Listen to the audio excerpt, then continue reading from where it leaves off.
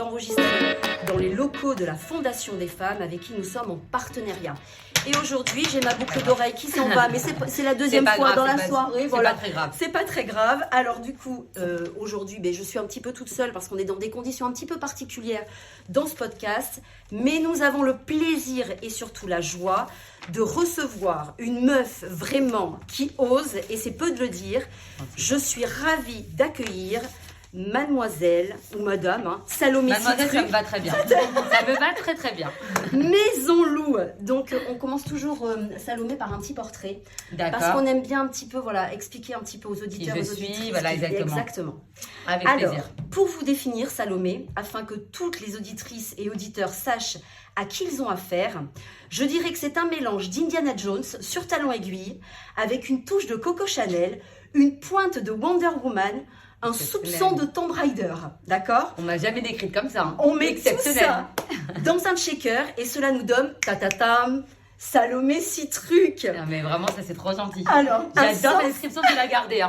Un sens aiguisé du style, chic et raffiné, tout en créant un univers chaleureux et intemporel, car oui, Salomé, on aime te retrouver le soir sur notre téléphone, à scruter tes tenues, te retrouver pour ta bonne humeur et tes bons plans. Entrepreneuse moderne, fondatrice de Maison Loup, influenceuse sur Instagram et TikTok avec plus de 75 000 followers, attention. Donc mariée, maman de 3 superbes enfants et globe-trotteuse dans l'âme, on se demande mais comment fait-elle pour mener tout ça de front avec classe, élégance, simplicité et dynamisme. Vous allez me gêner là, je vais rougir quand même. On aime tes voyages avec ta famille au complet, sans chichi, mais toujours au top de la tendance mode, où tu fais découvrir à tes enfants la vie, loin des pavés parisiens, que ce soit dans la jungle jamaïcaine ou dans les villages sénégalais. Complètement fan de Salomé, je l'avoue, je l'assume. Je dirais que cette fille, c'est une pépite. Et ça, je sais pourquoi je dis pépite, parce que c'est son mot préféré et les filles qui la suivent sur Instagram savent que c'est le mot que tu as le plus employé. Là, je sais que tu me suis au quotidien. Nous sommes ravis de te recevoir, en tout cas Salomé, au cercle des meufs qui osent, car oui, tu oses tout le temps. Et notre question, Salomé, c'est comment tu fais pour gérer carrière entrepreneuriale, vie de famille et voyage avec ce style qui te caractérise si bien et cette zénitude à toute épreuve. Bienvenue Salomé. Merci beaucoup, j'aurais pas pu mieux me présenter. Franchement là, je vais enregistrer ta note et je vais la mettre en boucle à mon mari surtout le soir. Ah ben écoute, bon, on pourra lui donner, je vais lui donner comme ça il saura. Non, donc c'est alors, trop gentil, merci beaucoup. Ben non mais Salomé vraiment, moi écoute, je te suis depuis le début parce que je trouve que tu es une femme qui est naturelle, vraiment. Merci. Tout en ayant ce style qui te caractérise bien, mais où tu vas chercher toute cette énergie? J'avoue que je suis un peu hyperactive. On va se confesser aujourd'hui, je suis un peu hyperactive. Donc moi, je ne vis pas de la même façon que vous pouvez le voir. D'accord, mais bon, après, je suis une passionnée. D'accord. En fait, quand on est passionné dans la vie, on y arrive. Ouais, ok. En fait, voilà, je veux parler aux femmes aujourd'hui qui veulent monter leur entreprise, mais qui ont peur, qui sont un peu frileuses. Alors, monter une entreprise, je vous apprends rien, c'est semer d'embûches. Mais quand on est passionné et persévérante, on y arrive. Et on fait face aux difficultés. Alors parfois avec des réussites, mais parfois aussi avec des échecs, des remises en question. Mais c'est ce qui en fait la force. Et on arrive toujours à faire mieux et à se dépasser. Donc en vrai, il ne faut pas s'écouter, il faut se foncer. Il faut vraiment foncer dans son projet et être passionné dans ce qu'on fait. Et alors, comment est arrivé justement Maison Loup, déjà dans un premier temps? C'est une question qu'on me pose beaucoup. Alors Maison Loup, c'est une passion. Ouais. C'est-à-dire que moi, je suis passionnée, comme tu as très bien dit, de voyage et de mode. Et j'ai voulu combiner les deux. Génial. Et pour être transparente avec vous, quand j'ai monté Maison Loup, c'était une passion. Je ne pensais pas du tout que ça allait prendre cette ampleur. Bon, j'en suis très ravie aujourd'hui. C'est une super success story. Hein, ouais, mais c'est vrai qu'à la base, c'était d'une passion. Je découvrais, en fait, pourquoi la location surtout? Parce que j'ai recouvert Maison Loup, ramené des créateurs du monde entier, mais à la vente. Pourquoi j'ai choisi la location? Parce que en louant, on s'engage d'abord à alléger l'empreinte écologique, mais aussi nos placards. Et aujourd'hui, avec les réseaux sociaux, on est toutes pareilles. Hein, vous pouvez pas me. Voilà, on est vraiment toutes pareilles. On met la robe une fois, on n'a plus envie de la remettre. Donc là, ça permet de tourner dans les tenues et d'avoir des pièces d'exception le temps d'une soirée. Génial. Donc tu as élu. Enfin, il y a un aspect écologique totalement, qui est super, quoi, qui est vraiment chouette. Ouais. Alors donc, tu as donc créé cette Maison Loup qui a un succès génial. Tu as 3 enfants. Donc du coup, en bas âge, parce que Lucas, il a un peu plus d'un an. Il a un peu plus d'un an, moi qui te suis, etc. Elle était enceinte, Salomé. Ouais. Elle courait à droite à gauche. Il n'y a pas de congé mat en étant entrepreneuse, ça n'existe pas. Oubliez votre congé mat. C'est jusqu'au bout, on travaille, on reprend directement après. Mais franchement, quand on aime son métier, on ne le sent pas. Ouais, mais tu es bien aidée. Je suis bien aidée, mais alors, même, c'est-à-dire que j'arrive pas non plus à trop déléguer. C'est un peu mon, voilà, que ce soit à la maison ou au travail, j'aime avoir la main mise partout. Ouais, tu vois, ok. bien gérer ce qui se passe. J'ai une nounou, bien évidemment, parce que sinon, on peut pas travailler sans nounou. Mais j'aime être là quand même pour mes enfants. Ouais, mais je vois ça. Tu vois, c'est-à-dire que c'est moi qui fais les devoirs, j'aime faire des sorties d'école. Je suis la maman accompagnatrice à toutes les sorties piscine et voilà, tout ce qui s'ensuit. J'aime ça, quoi. Je me dis, il faut pas non plus... Je ne veux pas être, la personne... Je veux pas que la nounou s'occupe de mes enfants. Donc, je veux quand même être là avec mes enfants, mais aussi au travail. Donc, c'est vrai que l'équilibre entre les deux, il est quand même compliqué. Ouais, il est quand même compliqué. Très, très compliqué. Et donc, du coup, tu gères ça d'une main de maître. Hein. Non, c'est Oh, gentil, si, non, mais enfin... Non, ils vont croire que j'ai une réponse miracle pour vous donner, mais j'ai aucune réponse miracle. C'est-à-dire que j'essaie de faire de mon mieux, mais pour moi, c'est une équation qui est très difficile à résoudre au quotidien. Et alors, la culpabilité, est-ce qu'elle est là de temps en temps? Tout le temps. Tout le Mais temps. ça, je pense que c'est un sentiment de femme qui revient en permanence. Hein. On est toutes pareilles, toutes les femmes, on est tout le temps dans le... Contrairement aux hommes. C'est-à-dire qu'on est tout le temps en train de se remettre en question, en train de dire mais est-ce qu'on a assez fait? Est-ce qu'on est assez là pour eux? C'est un sentiment complètement féminin. Ouais, c'est ça, parce Vraiment. que bon, tu as accompagné donc Arnaud, ton mari, Exactement. qu'on voit de temps en temps, etc. Ouais, il participe de temps en temps. Voilà, et donc du coup, est-ce que lui, voilà, justement, cette culpabilité, Non, pas du tout. il n'est pas du tout. Non, alors avec ça, c'est un très bon papa, il est Ah oui, vraiment non, mais investi. Non, c'est-à-dire qu'il y a des hommes qui sont peut-être moins présents. Ouais.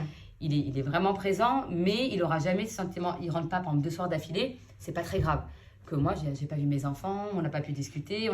La maman, elle n'a pas le même ressenti. Ouais, mais je l'entends, hein, Pas du tout le même complètement. ressenti. Mais c'est universel, je pense. Hein. Oui, C'est-à-dire que. mais Ouais, les femmes, on a cette fibre en fait qui fait que c'est difficile en fait. Complètement. Hein. Ah, on est d'accord. Hein. complètement. Et donc du coup, alors donc tu as ton mari qui, parce que vous formez une équipe, tous les deux. Vraiment, Ah, il m'aide franchement. énormément. Voilà, c'est ça, et ça c'est quand même important parce que C'est vrai. oui, Au moment où je te parle, c'est lui qui va chercher les enfants à l'école, là, qui va les récupérer et tout. on l'embrasse. Voilà. Merci Arnaud. On l'embrasse. Et donc alors, et surtout, il y a aussi ce troisième parallèle que je vais faire avec les voyages. Parce que donc du coup, tu as ton truc d'entrepreneuse, tu organises tes voyages avec pareil. Alors, mais t'es hyper organisée. Mais je me dis, mais c'est pas possible. Mais c'est un couteau suisse cette fille. Non, mais c'est Donc- trop bien. Mais moi, je me rends même pas compte. Mais non, mais c'est gentil, c'est on me le dit tout le génial. temps, mais je me rends pas compte. Mais non, mais Mais parce, parce que je suis passionnée encore de voyage. Mais oui, Donc- mais je vois ça, mais ça fait. Mais être passionné, alors être passionné, c'est une chose, mais d'être hyper bien organisé comme tu l'es, C'est ça. c'est une autre chose parce que tu as tes petites pochettes, etc. Tu as ta valise que tu organises avec Elle les me enfants. suit vraiment bien. Mais non, mais je vous dis que je suis une fan. Trop gentil. Donc du coup, je vois effectivement que tu es voilà, un couteau suisse quoi. Et quand tu pars en voyage à droite à gauche avec tes enfants, moi ce que j'apprécie vraiment en tant que alors moi je suis peut-être hors des sentiers battus, je suis une femme qui est donc qui habite à Bordeaux, donc pas du tout dans la sphère parisienne etc. Mais malgré tout je m'identifie à toi parce que voilà Ça me fait trop plaisir. tu sais aussi voilà mettre du naturel à toute épreuve. Il t'arrive des trucs etc. Mais c'est toujours waouh super et tout. Et en plus ouais, non mais en plus tu peux aussi bien aller dans un 3 ou 4 étoiles, mais à côté, tu vas aller dans une cahute, etc. pour tes Parce que enfants. C'est ça que j'aime tu vivre veux. l'expérience en fait. Mais c'est ça qui est génial. J'aime aller jusqu'au bout du voyage. C'est-à-dire que pour moi, c'est pas que. Alors, bien sûr, j'aime les beaux hôtels, j'aime le luxe, il n'y a pas de sujet. Mais quand je vais dans un pays, j'aime vraiment voir l'essence du pays. Donc, ça, je vais à la visite des communautés locales et j'aime montrer à mes enfants qu'on est vraiment dans un endroit privilégié, ils sont dans un petit cocon et qu'il n'y a pas que ça. Pour moi, c'est hyper important. Alors, la question qui revient en boucle, c'est comment tu voyages avec des enfants à bas âge. Ça, c'est la question qu'on me pose tout le temps. Mais moi, je vous dis, les filles, aujourd'hui, il n'y a pas plus beau que de voyager avec ses enfants. C'est-à-dire que ça n'a pas le même goût de voyager avec et sans enfants. Moi, voilà, le dernier voyage, c'était au Sénégal, comme tu as si bien dit. On a été à la rencontre c'était une école locale, dans un petit village, où vraiment, ils n'avaient pas les moyens. Ils étaient 40 dans une classe. Et mes enfants, donc, qui sont à l'école Bellefeuille, Paris 16e, le truc vraiment aseptisé, ils sont ressortis en me disant, mais maman, c'est incroyable avec des conditions aussi restreintes, comment les enfants arrivent à se concentrer. Ils ont un programme qui est plus élevé que le nôtre. Et ça leur a un peu remis les idées et nous, à nous aussi, hein. Ouais, Ça remet un peu les idées en place, quoi. De se dire comment ils se donnent alors qu'ils sont dans des conditions vraiment, on va dire, misérables. Et ils arrivent quand même, voilà, je trouve que Pour les enfants, il n'y a pas meilleure leçon de vie. Ouais, je comprends. Vraiment. Mais tu arrives à transmettre ça à travers les réseaux, je trouve ça vraiment bien. Et tes filles, et ton petit, même il est petit, il etc. Est trop mignon, mais il est trop mignon. C'est partout. Mais je trouve ça génial parce qu'effectivement, comme tu l'as dit, c'est une leçon de vie qui est juste chouette. C'est ça que tu veux transmettre vraiment à tes enfants, Moi, c'est le plus important. Je veux d'abord qu'ils aient une ouverture d'esprit. Parce que voilà, faire toujours les mêmes voyages dans des endroits, on va dire, touristiques, pour moi, je n'en vois pas d'intérêt. Je veux leur donner mon goût du voyage aussi. C'est-à-dire que moi, je suis une passionnée de voyage. Donc, quand tu disais au début, mais comment tu fais pour organiser? Alors, il y en a qui sont parfois le soir à attendre de regarder, je sais pas, des articles, voir des séries. Moi, je sors sur Internet et je regarde toujours des nouvelles destinations, des nouveaux endroits. Là, je suis sur mon voyage de février. Et je trouve que cette première partie, ça me fait déjà voyager et j'aime ça.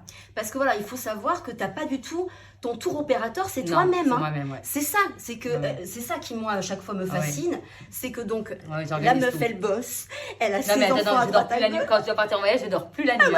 C'est 3 nuits blanches, je suis là en train de... Après, ça fait 15 ans maintenant que je fais ça. Ouais, donc, ça me vieillit vraiment les 15 ans. Ouais, enfin, ça va. On est d'accord. Ça va. Mais ça fait 15 ans que je fais ça. Et donc, aujourd'hui, je le fais avec beaucoup plus d'aisance. Ouais. Mais je n'ai jamais voulu passer par une agence parce que c'est un peu mon caractère d'avoir la main mise sur ce que je fais et c'est mon plaisir aussi personnel. C'est-à-dire que mon mari part un peu à l'aveugle en me disant, bon, on va où? Je dis, mais comment moi, je ne peux pas. J'ai besoin de savoir où on va, ce qu'on va voir, ce qu'on va découvrir. Si j'ai bien tout fait, c'est-à-dire que je dois aller vraiment... La préparation du voyage, c'est une étape pour moi cruciale. Ouais, donc, je ne pourrais jamais la déléguer à une agence et je pense qu'en seconde partie de vie, en reconversion professionnelle, je ferais ça. Ah oui, mais tu l'avais déjà dit une fois, voilà, de donner plein de petits tips et tout. Ouais. J'aime tellement ça. C'est comme là, quand j'ai ouvert Maison Lou, c'est vraiment une passion. Mais je pense que je suis plus passionnée de voyage que de mode. D'accord, tu vois. Donc là, après, c'est des parties de vie. Hein. C'est ça, exactement. On fait jamais toujours le même métier. Maintenant, on peut changer. Complètement. Alors moi, j'aimerais justement, puisque tu as 3 domaines en fait, donc maman, voyage et entrepreneuriat, est-ce que tu pourrais nous donner un tips ou un conseil pour ces 3 en fait choses? Alors, quand on est maman, donc du coup, est-ce que tu auras un conseil à donner aux mamans? Alors, elle m'a décrite, j'ai l'impression que je vais donner une réponse miracle. Je vais être transparente les filles, j'ai pas de réponse miracle, mais une des grandes clés, c'est l'organisation. Pour moi, c'est vraiment le plus important. Il n'y a jamais d'organisation optimale parce que ça évolue avec le besoin des enfants, leur âge, leur niveau scolaire. D'ailleurs, ça se rejoint avec une entreprise qui n'aura pas les mêmes besoins à 6 mois et à 6 ans. Mais en ayant une bonne organisation, on peut concilier sa vie professionnelle et sa vie personnelle. Ok. Voilà, il faut être bien organisé. Ok. Dans l'entrepreneuriat, tu dirais quoi? Dans l'entrepreneuriat, pour moi, il faut être persévérante. Ok. Il ne faut pas lâcher parce qu'il y aura beaucoup d'embûches tout au long de votre parcours. Toi, tu as mis 15 ans quand même, c'est ça? Alors, Maison Lou, ça a démarré, je suis complètement transparente avec vous, dans mon salon avec mes robes. C'était vraiment tout petit. Et je pense que le plus dur, ça a été le démarrage. Et surtout d'évangéliser ce système de location qui n'était pas du tout dans les mœurs parisiennes. C'était vraiment le plus difficile. Mais comme je le disais, quand on est persévérante et qu'on aime ce qu'on fait, on arrive à aller au bout. D'accord, ok. J'ai pas lâché. Ouais, t'as pas lâché. J'ai pas lâché.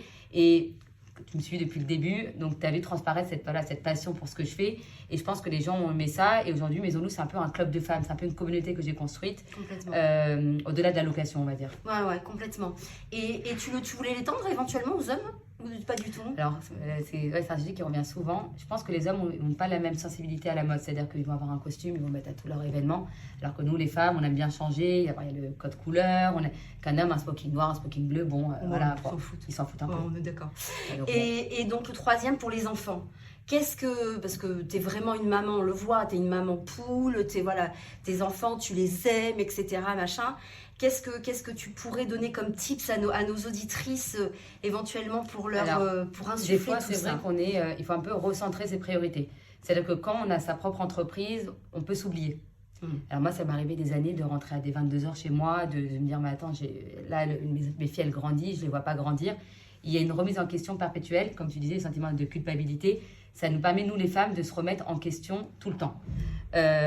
Moi, je ressens mes priorités, à savoir, je me dis, voilà, je m'impose dans la semaine d'aller au moins une fois les chercher à l'école, d'avoir des moments privilégiés avec mes enfants. Tu vois, comme cette semaine, j'ai été faire un head spa avec ma fille Jeanne.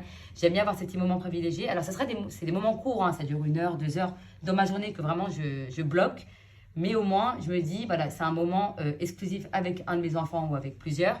Et ils auront ça en mémoire plus tard. D'accord. Ok. Même si c'est la nounou qui va faire tout le reste du temps, les bains, tout ce que je peux pas faire parce que je dois quand même aller travailler, avoir ces petits moments exclusifs, ça permet aussi de se déculpabiliser aussi. Ouais, aussi. Ouais. Hein, voilà. Ouais.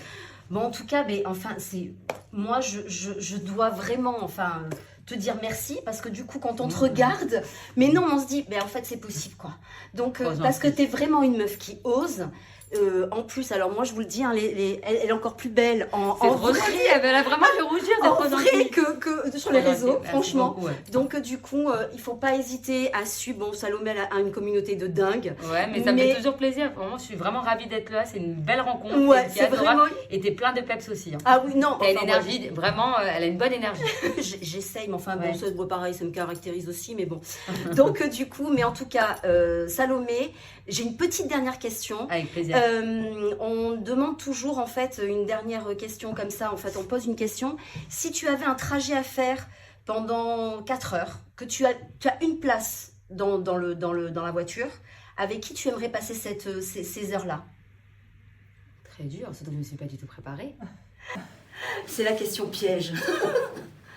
T'aimerais la passer avec qui? C'est 4 heures qui vont te relier, je ne sais pas, à la destination, peu importe. Mais parce qu'il y a plein de noms qui viennent en tête, mais j'ai peur de vexer quelqu'un là à la caméra. Non, mais ça peut être professionnel ou ça peut être famille et un peu, enfin, de ta sphère familiale, peu importe. Hein. Oui, c'est pour ça. Je vais dire ma mère, parce que c'est vrai que j'ai pas beaucoup de temps. Quand on est maman aussi, voilà, ma maman, j'avais très souvent au téléphone, je suis très proche d'elle. Et c'est vrai qu'avec le temps et les enfants, on consacre moins de temps. Donc ces 4 heures, ça serait pour ma maman. Ah ben voilà, et ben on va l'embrasser. Désolée papa. Et ben on va l'embrasser très fort ta maman et on va dire à papa et maman que franchement ils ont fait une pépite. Ah, c'est trop gentil, merci beaucoup. Ouais. Mais en tout cas Salomé, merci d'être venue dans le cercle des meufs qui osent. C'est gentil, parce que beaucoup. vraiment merci de m'avoir reçu. T'as ta place. Vraiment, t'as ta place. Je suis très contente d'être là et très contente de t'avoir rencontré. Ouais, avec plaisir. J'espère qu'on fera d'autres choses. Ah, vraiment voilà, avec plaisir. Différemment. Voilà. Merci les filles et les auditeurs et auditrices. À très vite. Ciao ciao. Ouais.